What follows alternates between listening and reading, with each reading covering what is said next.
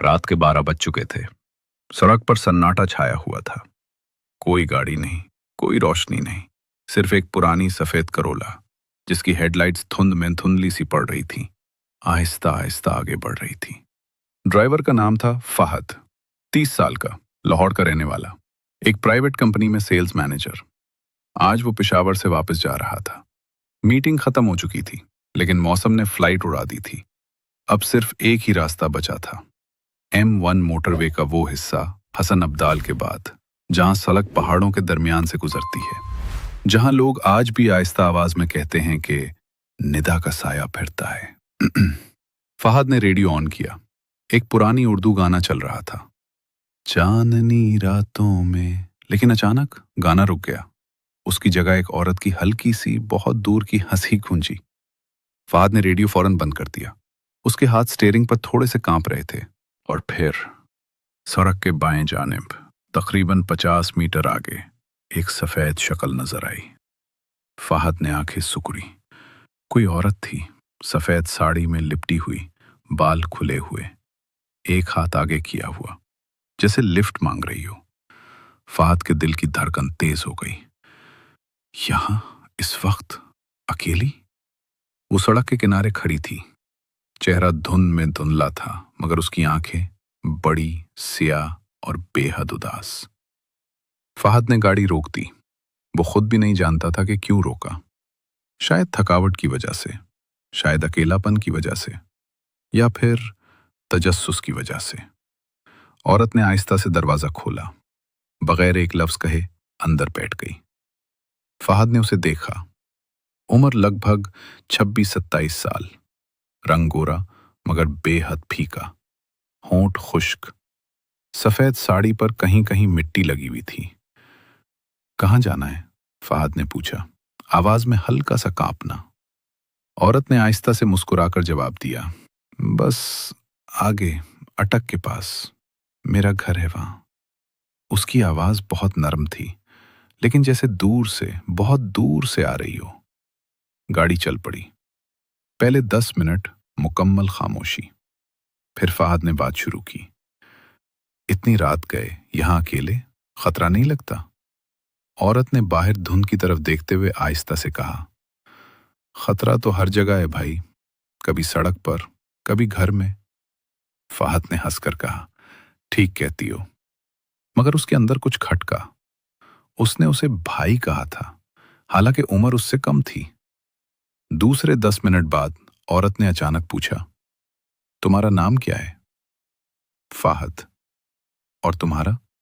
औरत ने एक लम्हा रुका, फिर बहुत आहिस्ता, तकरीबन सरगोशी में बोली, निदा। फहद के जिस्म में एक झुरझरी दौड़ गई। निदा? ये नाम उसने कहाँ सुना था? वो याद करने की कोशिश ही कर रहा था कि निदा ने अचानक कहा, तुम्हें पता है, ये सड़क बहुत पुरानी है, यहाँ बहुत सी कहानियां हैं। फहद ने मुस्कुराते पूछा, जैसे? निदा ने बाहर की तरफ देखा। धुंध अब और घनी हो चुकी थी। जैसे एक लड़की थी, उसका नाम भी निदा था। 2017 में इसी सड़क पर अपने शौहर के साथ जा रही थी। रात के 12 बजे के करीब एक ट्रक ने उनकी गाड़ी को टक्कर मारी। शौहर मौके पर ही मर गया। लड़की 3 दिन बाद अस्पताल में। फहद की उंगलियां स्टीयरिंग पर और मजबूत हो गईं। फिर निदा ने आहिस्ता से सांस ली और बोली, लोग कहते हैं वो लड़की अब भी यहां घूमती है, वो लिफ्ट मांगती है, जो भी रोकता है उसे अपने घर तक छोड़ देता है। मगर जब वो घर पहुंच जाता है तो वो औरत गायब हो चुकी होती है। फहद ने हंसने की कोशिश की, भूत की कहानियां तुम भी यकीन करती हो? निदा ने उसकी तरफ देखा। उसकी आंखें अब बिल्कुल स्याह लग रही थीं। यकीन तो करना पड़ता है जब तुम खुद इस कहानी का हिस्सा बन जाओ। अब फजा में सस्पेंस बहुत बढ़ चुका था। फहद ने रेडियो दोबारा ऑन किया। अब कोई गाना नहीं चल रहा था, सिर्फ एक पुरानी खबरों की आवाज थी। 2017 में हसन अब्दाल अटक मोटरवे पर एक खौफनाक हादसा। निदा बीबी और उनके शौहर। फहद ने रेडियो फौरन बंद कर दिया। उसका दिल अब जोर जोर से धड़क रहा था। औरत अब भी उसके पास बैठी थी, मगर अब उसकी साड़ी पर मिट्टी के निशान और गहरे हो गए थे। उसके बालों से एक अजीब सी बू आ रही थी, बारिश के बाद कच्ची मिट्टी की बू। फहद ने गले की खुश्की साफ की। तुम कहाँ से आई हो? निदा ने मुस्कुराकर जवाब दिया। वहीं से जहां से सब आते हैं, जो वापस नहीं जा पाते। अचानक गाड़ी की लाइट्स हल्की पड़ने लगी। इंजन की आवाज अजीब सी होने लगी। गाड़ी आहिस्ता आहिस्ता रुक रही थी। क्या हुआ? निदा ने पूछा। उसकी आवाज में अब कोई हैरत नहीं थी। फहद ने गाड़ी साइड पर लगाई। पेट्रोल खत्म हो गया लगता है। मगर पेट्रोल टैंक आधा भरा था।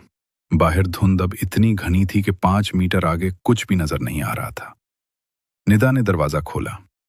चलो, मैं तुम्हें दिखाती हूं कि मेरा घर कहाँ है। फहद ने रोका। नहीं, तुम बैठो, मैं देखता हूं। मगर निदा बाहर निकल चुकी थी।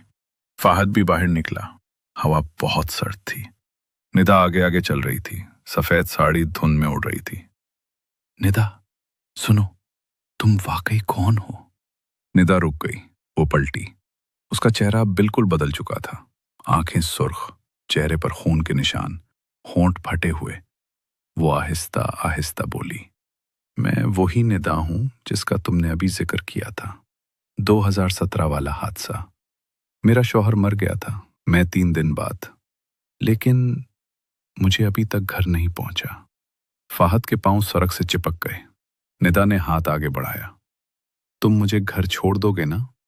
फहद ने पीछे हटने की कोशिश की, मगर ना हट सका। निदा करीब आई। उसकी सांस फहद के चेहरे पर पड़ रही थी, बहुत ठंडी, बहुत मिर्ची। तुम जानते हो, तुम्हारी बीवी का नाम भी निदा है ना? फहद की आंखें फट गईं। वो कैसे जानती थी? निदा ने मुस्कुराकर कहा, क्योंकि मैं तुम्हारी बीवी की बड़ी बहन थी। तुमने कभी उसे नहीं बताया कि मैं मरने से पहले तुम्हें फोन किया था और तुमने फोन नहीं उठाया था। निदा ने हाथ उसके कंधे पर रखा। उसका हाथ भारी था, जैसे पत्थर का हो। अब तुम मुझे घर पहुंचा दो, क्योंकि आज तुम्हारी बारी है। अचानक धुन में एक जोर का हारन बजा, ट्रक का हारन। फहद ने देखा सामने से एक बड़ा ट्रक तेजी से आ रहा था। वो चलाना चाहा, मगर निदा ने उसे जकड़ लिया था। अब तुम भी वापस नहीं जा सकते। फहद ने आंखें बंद कर ली। आवाज बहुत करीब थी। फिर सब कुछ खामोश हो गया। सुबह के 9 बजे एक लोकल पेट्रोल पंप वाले ने पुलिस को फोन किया। सर, M1 पर एक सफेद करोला खड़ी है। अंदर एक आदमी बैठा है। आंखें खुली हुई हैं, मगर वो सांस नहीं ले रहा। जब पुलिस पहुंची तो फहद की लाश गाड़ी में थी, हाथ स्टीयरिंग पर जकड़े हुए। चेहरे पर वो खौफ था जो देखकर पुलिस वाले भी कांप उठे। सबसे अजीब बात, पैसेंजर सीट पर एक सफेद साड़ी का टुकड़ा पड़ा था और उस साड़ी पर ताजा खून लगा हुआ था। फहद की जेब से एक पुरानी फोटो मिली। फोटो में फहद और उसकी बीवी थी। बीवी के पीछे खड़ी एक लड़की, बिल्कुल वही निदा, मुस्कुरा रही थी। फोटो के पीछे लिखा था 2016, मेरी बड़ी बहन निदा के साथ आखिरी तस्वीर। और नीचे एक छोटी सी लाइन, वो हमेशा कहती थी कि अगर मैं मर गई तो तुम्हें भी ले जाऊंगी। फहद की बीवी जब ये खबर सुनी तो वो बेहोश हो गई। वो अब भी नहीं जानती कि उसकी बड़ी बहन ने आखिरकार अपना वादा पूरा कर लिया था। और अब आखिरी बात, अगर तुम कभी रात के 12 बजे के बाद अटक के करीब उस सड़क पर गुजर रहे हो और तुम्हें एक सफेद साड़ी वाली औरत लिफ्ट मांगती नजर आए, तो मत रोकना, क्योंकि निदा अब अकेली नहीं है। अब उसके साथ फहद भी है।